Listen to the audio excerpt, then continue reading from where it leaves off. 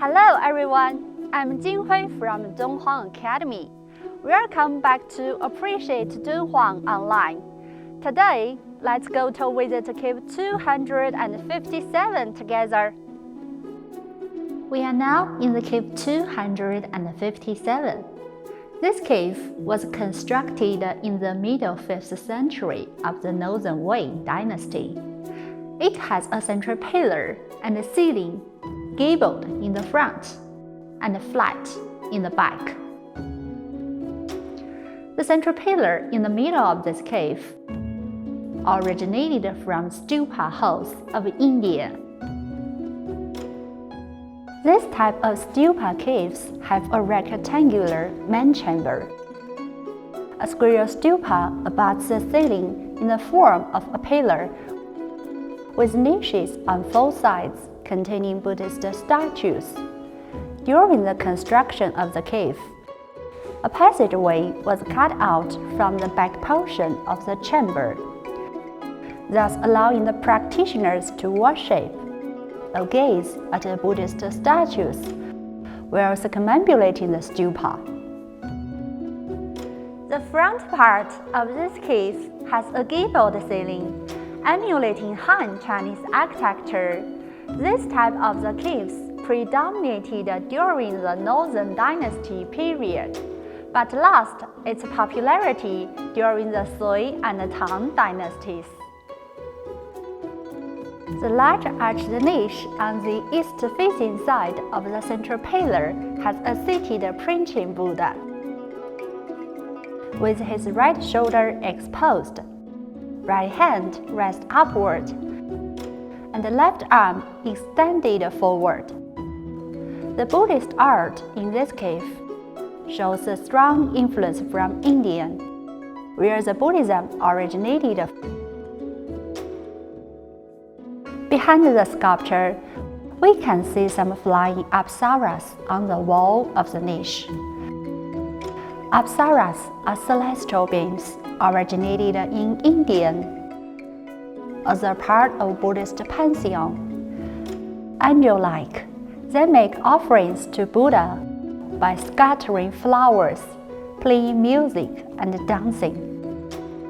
After the celestial beings were introduced to China, their music and dancing characteristics were enhanced. And although they have no wings, they can fly at will.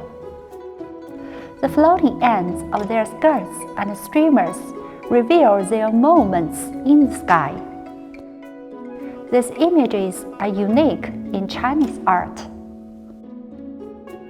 5,000 to 6,000 images of apsaras have been preserved in Dunhuang caves, known to be a veritable treasure trove of apsara art. Apsaras of the Northern Dynasties period usually appeared on cave ceilings, murals with narratives, and in printing scenes.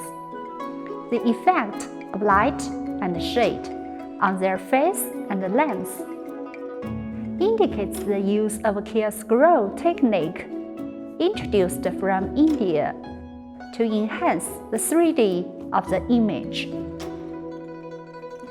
Apsaras of the Northern Dynasty have slender figures, ethereal streamers, and a strong sense of flight.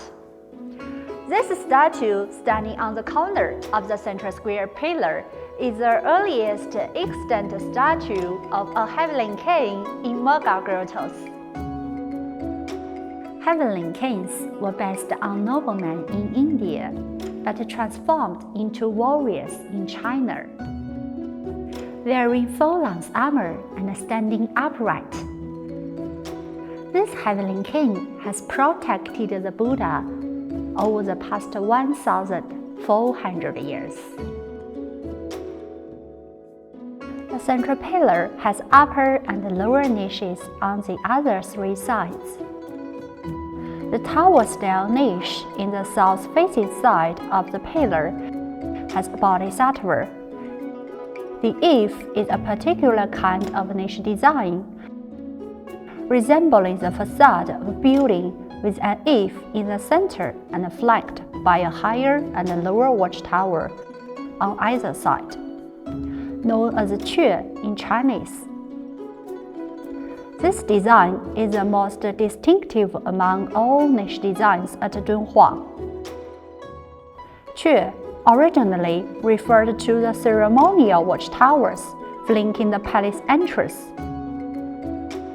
Later on, the term was generally used to denote palace entrance, palace buildings, and the residence of the emperor, and thus became the symbol of the supreme sovereignty. The architectural form of Han Dynasty Quay as niches was used to represent the celestial abode of Bodhisattva Maitreya.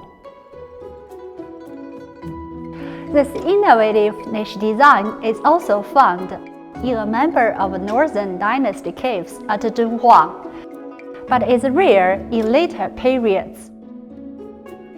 On the west wall, behind the central square pillar, is the 9-colored deer Jataka story. Jataka stories are records of Sakyamuni's virtuous deeds in his countless previous lives. The story goes like this. Once, a 9-colored deer with snow-white horns lived by the Ganges River.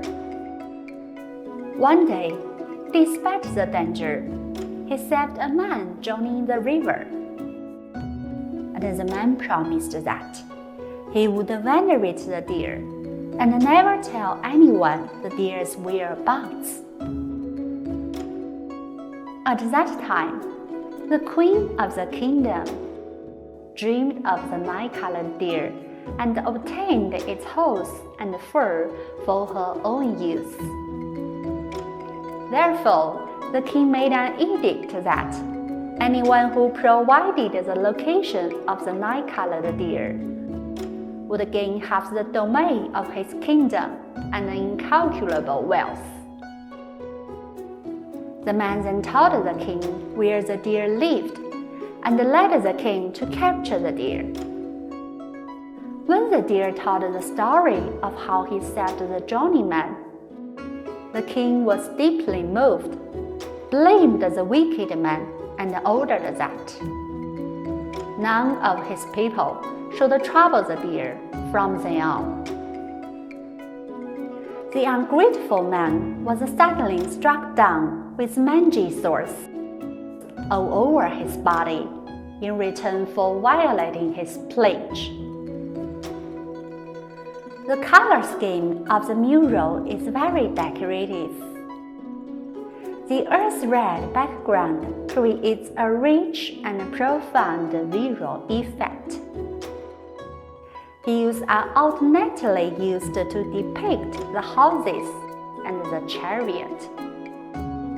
The mountain peaks in the foreground are represented by malachite green, ochre, white, and black in alternation. This painting is one of Dunhuang's earliest sequential narrative paintings. Considering that the episode of the deer saving the man and the episode of the queen urging the king to catch the deer occur simultaneously, the painter has depicted two narrative strands starting from either end of the mural and ending at the center.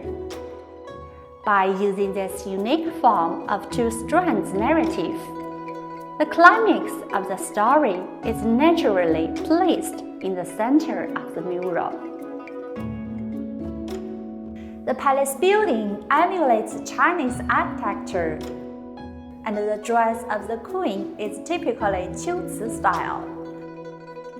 So Dunhuang became an area where Western culture impacted and intermingled with the Central Plains culture, giving birth to Dunhuang's unique local culture. This cave is one of the most representative caves in northern dynasties of Mogao Grottoes. The architecture, statues, and murals have obvious Indian styles. Dunhuang has a deep traditional Chinese cultural foundation, where the two cultures collided and merged, presenting the colorful and beautiful early-stage art of Mogao Grottoes. That's all for today. See you next time!